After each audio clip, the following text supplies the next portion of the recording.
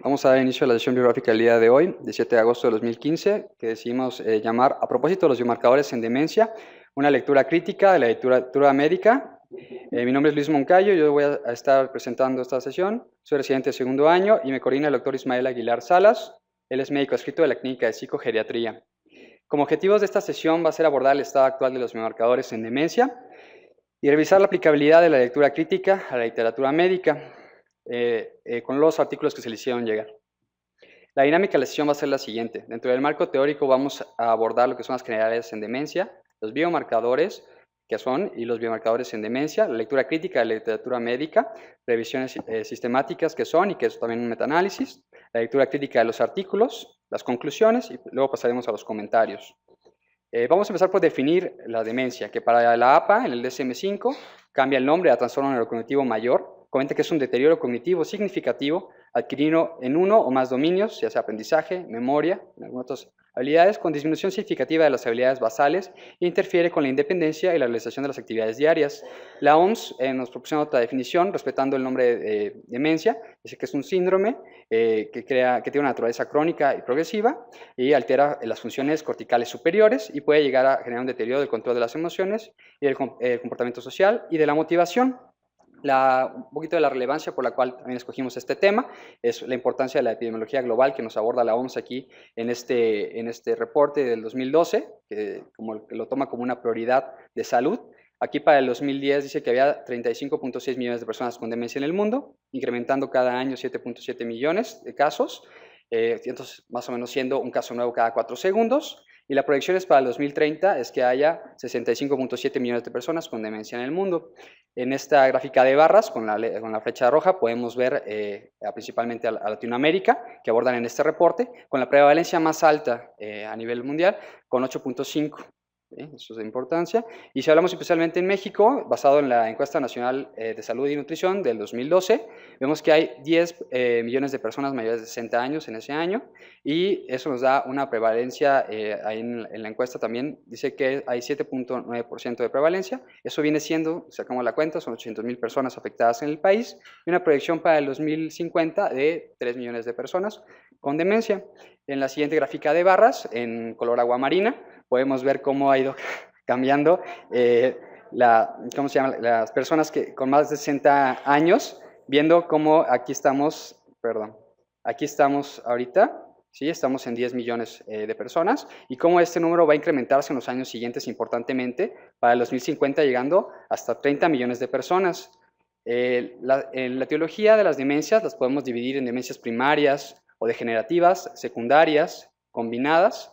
Nos vamos a enfocar a las primarias o degenerativas, de las cuales vamos a hablar un poquito más de la enfermedad de Alzheimer, siendo que es la más prevalente de todas, y también hablaremos de demencia por cuerpos de Lewy, frontotemporal con inicio focal e infrecuente. Vamos a pasar este video para ejemplificar cómo es la etiopatogenia de la enfermedad de Alzheimer. Encontramos dos lesiones principales, lo que es esta, que es la placa senil, y aquí estos son los ovillos neurofibrilares. Vamos a pasar el video. Aquí en la superficie neuronal podemos encontrar estas proteínas precursoras de amiloide, que son transmembrana. Van a ser seccionadas en dos lugares, primero por la alfa secretasa y luego por la gamma secretasa, lo cual va a dar una estructura. Esta estructura va a poder ser diluida en el líquido cefalorraquídeo y no pasa nada más, tiene sus ciertas funciones. Pero, ¿qué pasa cuando esta función cambia? ¿Qué pasa cuando la beta secretasa, es una enzima que secciona, incrementa la cantidad de veces que secciona, empieza a seccionar más la proteína precursora de amiloide, y luego viene la gamma secretasa, forma estas estructuras llamadas beta de amiloide, que tienen la peculiaridad de que se van agregando, ¿no? Una sobre otra, una sobre otra, una sobre otra, y no se pueden diluir como normalmente se hace, y se generan estas placas, ¿sí? Y se van depositando en ciertos lugares, en ciertas estructuras cerebrales. Ahora, en la otra parte de la la etiopatogenia, un factor importante es la proteína tau. La proteína tau tiene muchas funciones, en las que nos vamos a basar más el día de hoy. Es esta función estructural en la cual le da a los microtúbulos esta estructura que estamos viendo. Pero ¿qué pasa si esta disfunciona? ¿Qué pasa si esta pierde su función y no le da la estructura a las neuronas?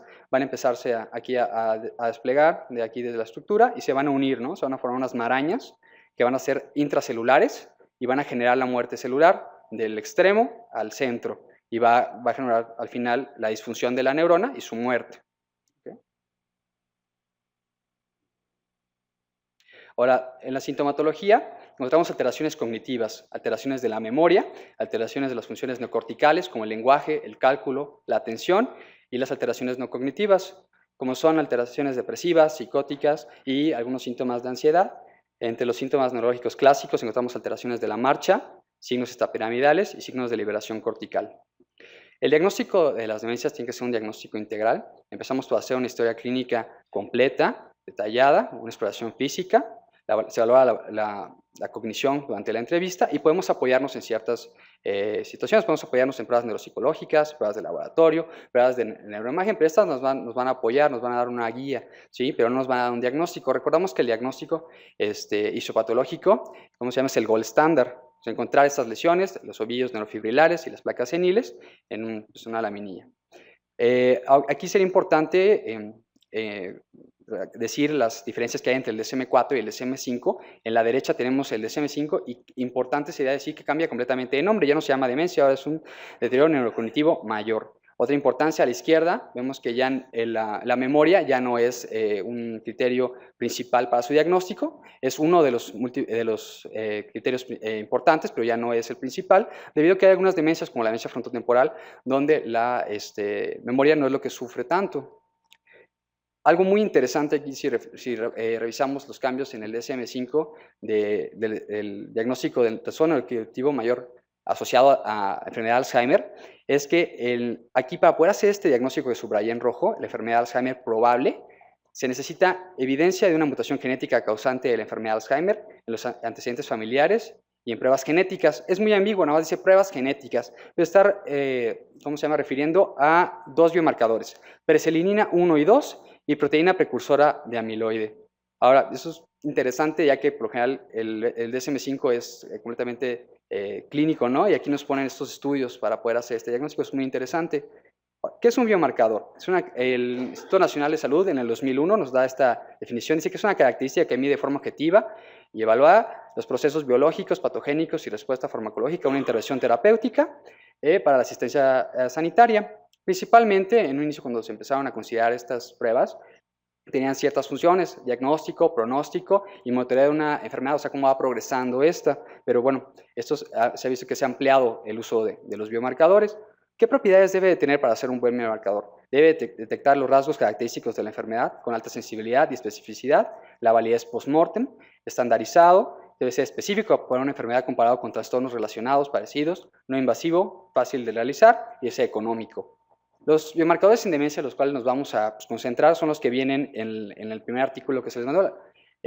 Serían estos 5, que es el beta-amiloide 42 en líquido cefalorraquídeo, el PET positivo a ligandos de beta-amiloide, los niveles elevados de proteína tau en líquido cefalorraquídeo, la disminución de la absorción de 18-fluorodesoxiglucosa en PET y la atrofia cerebral en resonancia magnética.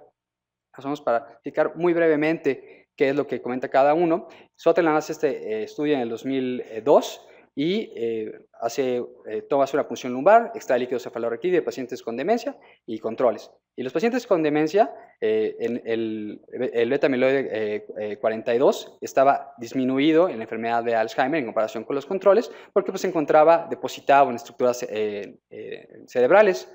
La proteína tau, al contrario, ya que había más muerte celular y estas neuronas muertas tenían esta concentración importante de proteína tau de las marañas, se encontraba elevada contra los controles en los que se encontraba disminuido. También en el PET encontramos los depósitos de amiloide y una alteración en el metabolismo de la glucosa. En la resonancia magnética estructural podemos ver algunas alteraciones, principalmente atrofia global del cerebro, pero en etapas tempranas nos podemos ubicar en una región temporal, principalmente en hipocampo, y si vemos que hay una afección a nivel temprano. Para abogar un poquito el interés, ¿no? De por qué no seguimos diagnosticando demencia con pura clínica, ¿no? ¿Por qué no seguirlo haciendo? Ahora, ¿qué pasaría aquí en la estructura, en el esquema que se les pone?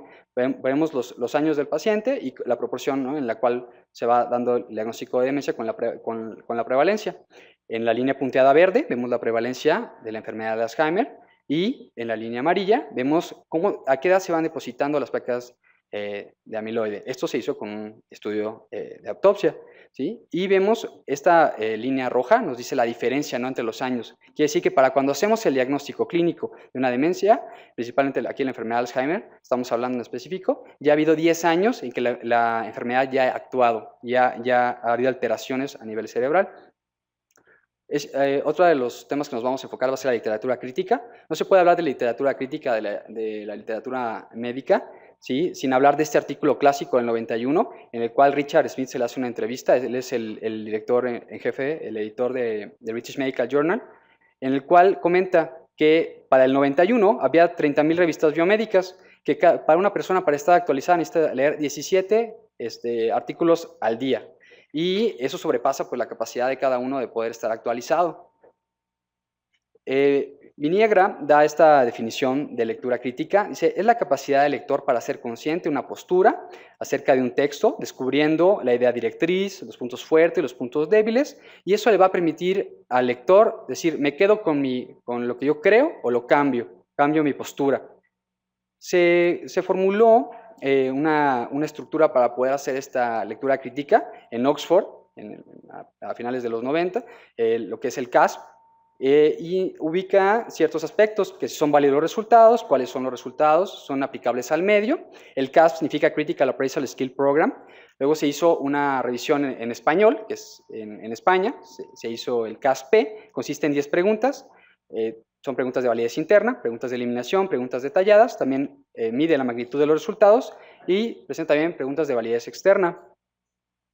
Perdón. Consideramos, cuando estamos haciendo esta presentación, de importante hablar del factor de impacto. Aquí lo hablamos todos los viernes cuando ponemos nuestros artículos. El factor o índice de impacto es una medida del número de citas de artículos publicados en una revista en años recientes. Se crea por el Instituto para la Información Científica y se hace un conglomerado en el Journal Citation Report, que hasta el 2014 tenía 12.928 journals. Este es hecho por la empresa Thomson Reuters, una empresa privada que hace este índice. Aquí les puse para ejemplificar cómo se sacaría un factor de impacto de una revista en el 2015. Sabemos que utilizamos las veces que se citan en años previos en estas revistas dentro del índice. ¿Y eso qué nos explica? ¿A qué se traduce? Las fortalezas de este factor es que mide la popularidad, las veces que se están citando sus artículos, es internacional y su consulta es gratuita, uno la puede acceder en internet. Las debilidades es que no mide la calidad del estudio ni la calidad de la revista, es de la revista y no del artículo, y un solo artículo puede impulsar drásticamente el factor de impacto. Digamos que yo quiero hacer un estudio en demencia, yo contrato al experto en demencia y publico un artículo, y todo el mundo cita ese artículo y sube el puntaje de la revista, pero eso no quiere decir que los demás artículos tengan esa calidad.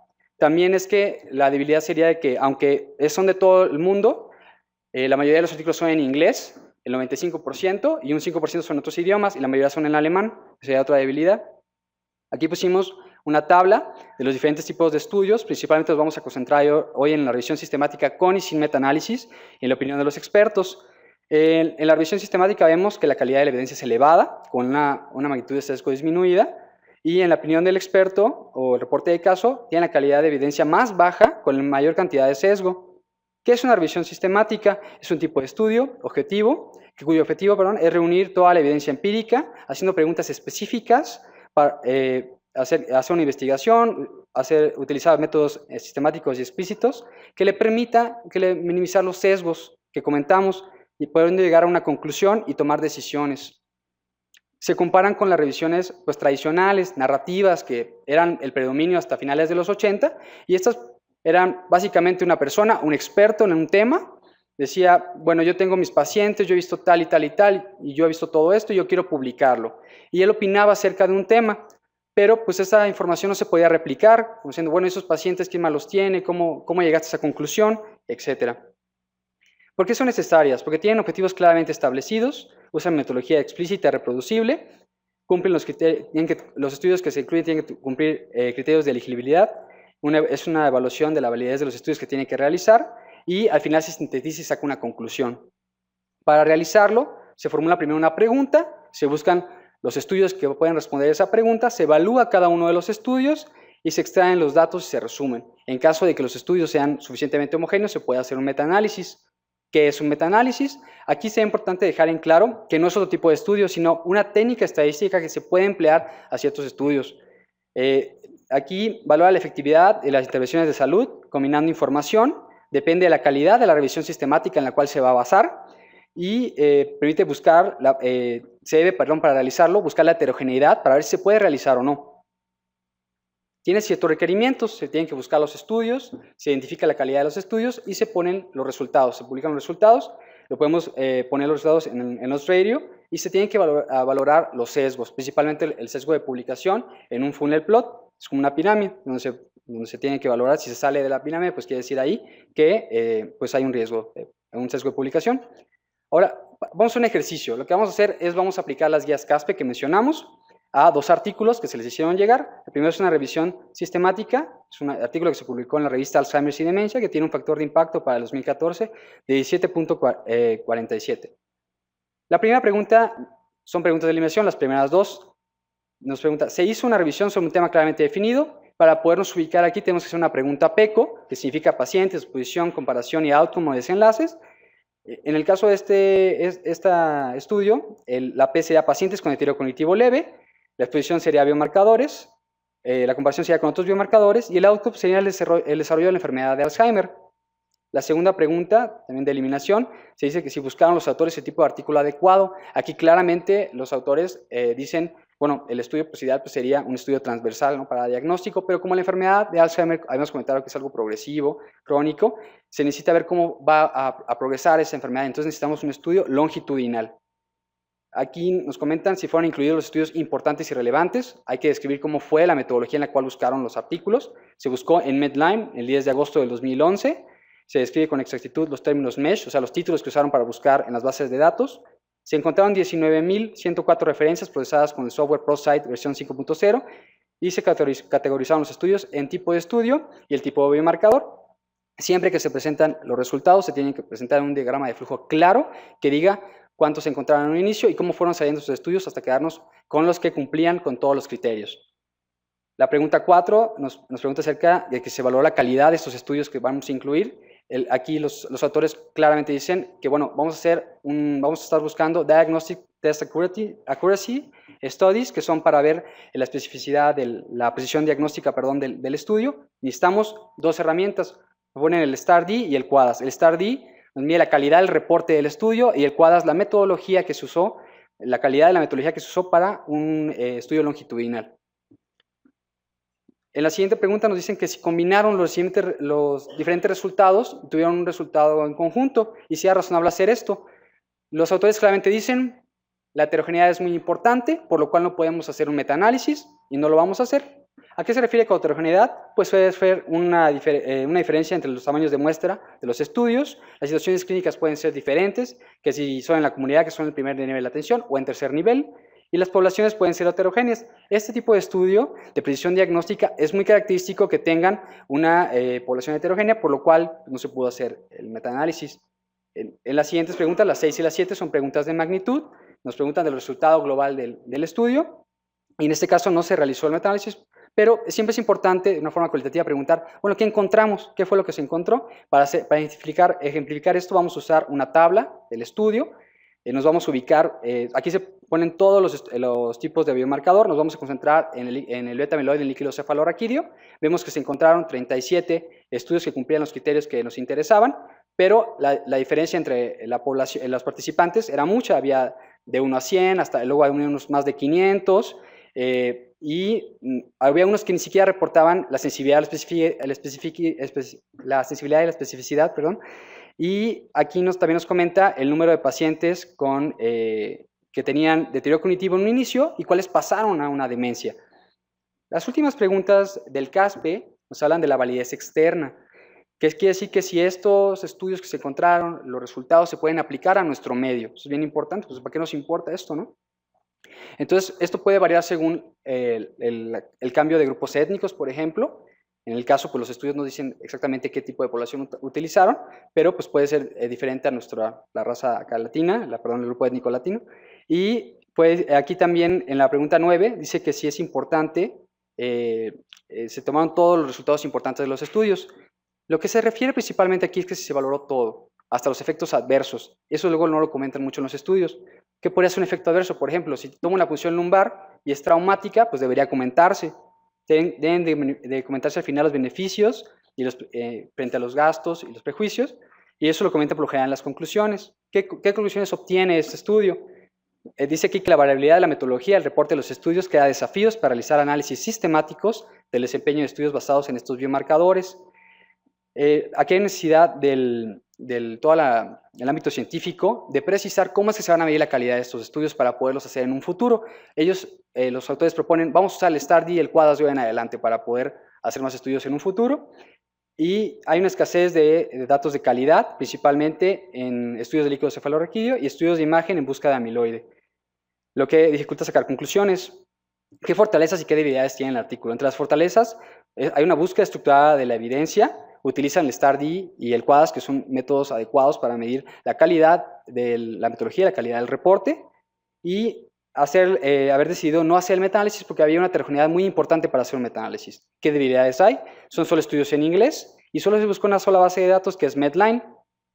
El segundo artículo, aquí, bueno, la pregunta que se le hizo en el Digibot es, bueno, el título dice que dice metaanálisis, pero realmente aquí claramente dice que es un artículo de revisión que tiene pues la cantidad menor de evidencia. El factor de impacto de este artículo publicado en el Journal of Neurological Sciences tiene 2.26.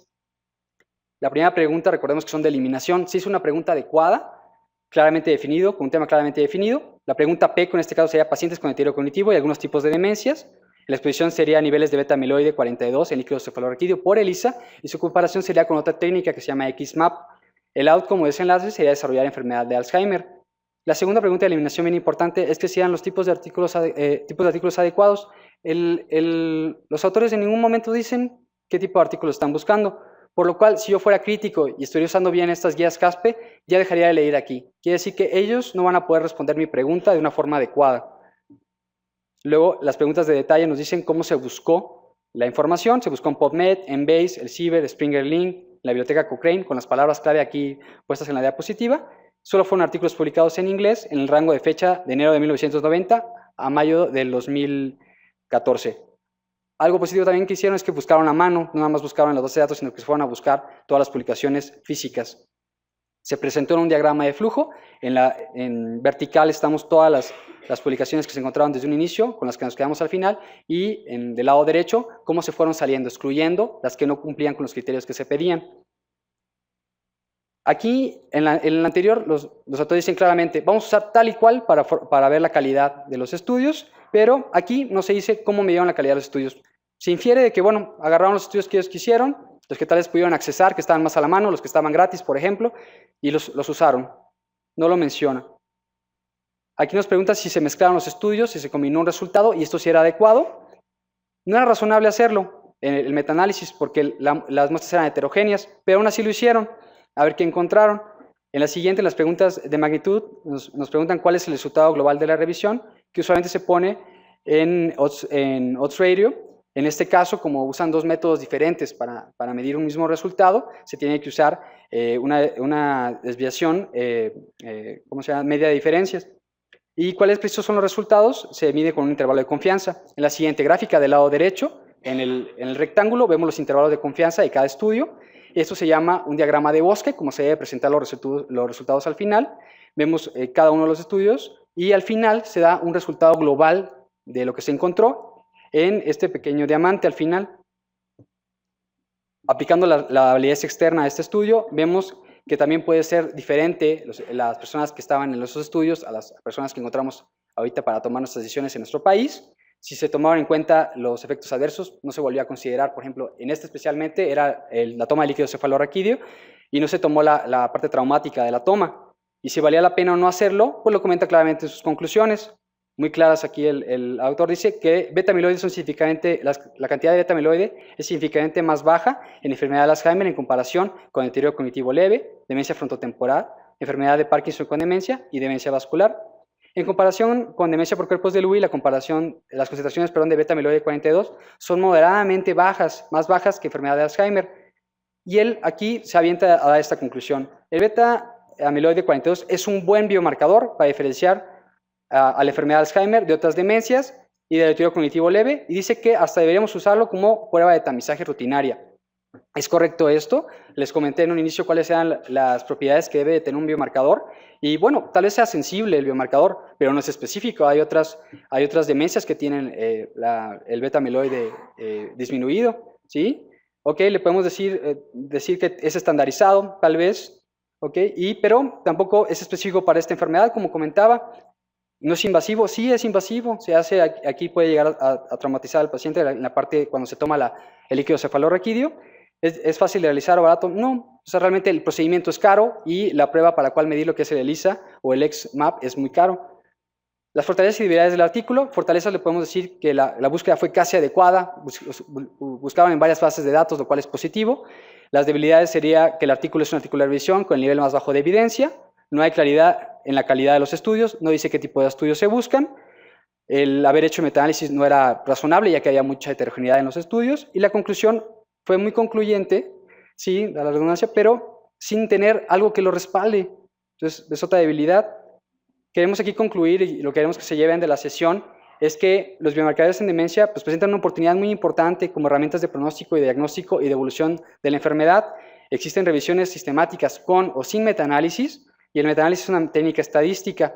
Hay que resaltar esto, no es otro tipo de estudio, es una técnica estadística de algunos tipos de estudio, principalmente ahorita vimos que es una técnica de la revisión sistemática. La calidad del metaanálisis depende importantemente de la calidad de la revisión que se hizo, y para que se lo lleven a casa, pues aquí hay que criticar, hay que cuestionar lo que estamos leyendo, ver en base a qué vamos a basar nuestras decisiones para ayudar a nuestros pacientes. Eso sería todo. Muchas gracias por su atención.